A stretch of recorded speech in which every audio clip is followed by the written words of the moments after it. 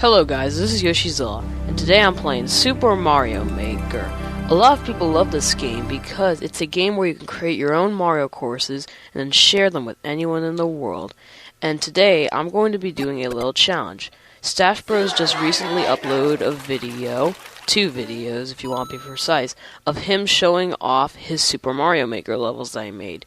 And in his second video that he recently just posted, he wanted to challenge his fans to see if they can beat his levels and record it. And that's what I'm doing. Now, I've already beaten the levels off screen, but since there's no proof that I have to record them and beat them again.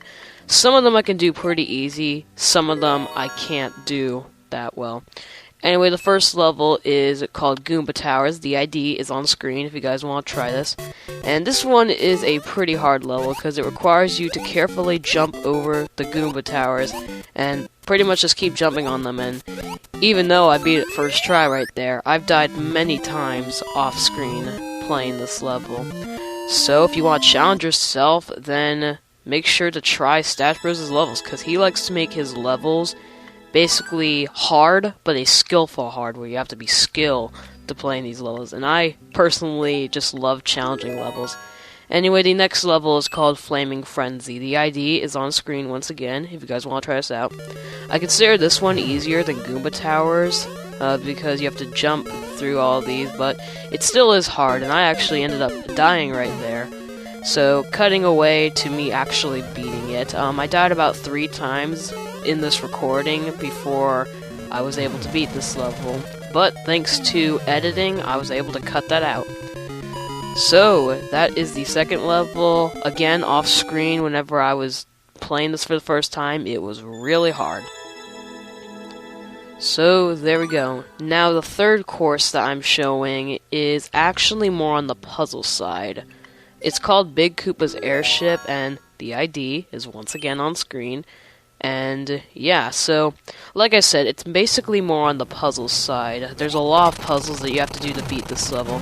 There is one spot in particular that is pretty difficult, and I'll mention it once it comes up. If you don't want the puzzle spoiled, then I'd recommend clicking off of this video now, because a lot is about to be spoiled. Anyway, right here, this was a little confusing. Well, actually, no, this was a lot confusing whenever I was first playing it, because you have to basically hit that, or get that spring down, and then hit the Koopa shell over there. This part is probably the scariest part of the level, because you have to carefully jump over the vines, and that jump right there is actually pretty hard.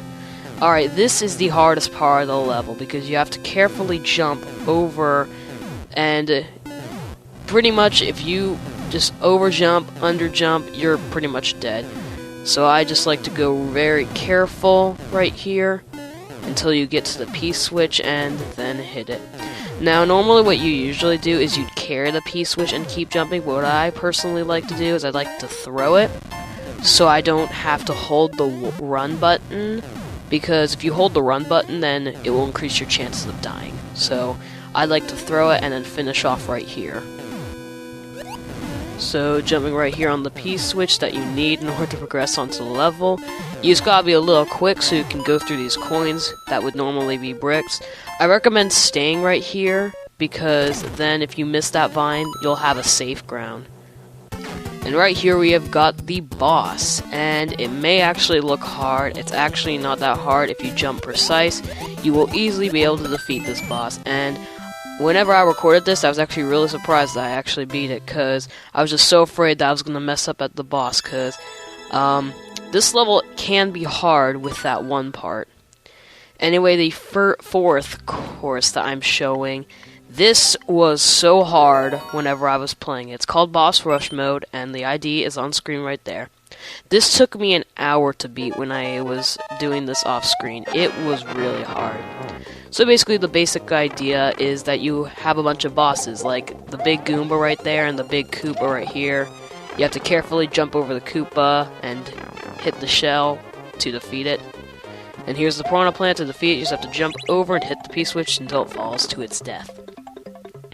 This part I actually consider really annoying, because you have to have the Lakitu throw the cap on you so you can break through these blocks. And sometimes the AI can be very annoying, and I've unfortunately Found this out the hard way. Again, this was a really hard course when I was playing it for the first time. I'm sure all of StacheBros's levels will be hard if you play it for the first time. Anyway, right here, I have a little technique where I just wait until they drop down here, throw the power block, and defeat them. Now, actually, right there, I almost died. If you didn't notice, the hammer almost hit Mario, so I was really worried whenever I was playing this level. Right here, you gotta be quick, otherwise the blocks will turn into coins and you will fall to your doom. Otherwise, I'm guessing this level would be a lot easier if they were just blocks. I personally like to wait there until they throw it, and yeah, I actually end up dying. Anyway, coming right here, I end up staying just so they can pass me. It's better to be safe than sorry, but you do have to be quick because you do have a time limit of 100 seconds. But right here, once you get here, you're pretty much home free. You just have to get the star, climb up the vine, and you actually need the star to beat the level, so you have to be quick, because if it runs out, you won't have enough time to beat the level, because Bowser and Kamek are right here. And even if you, get to this part without the star, you won't have enough time to, go under Bowser and Kamek, because you've got...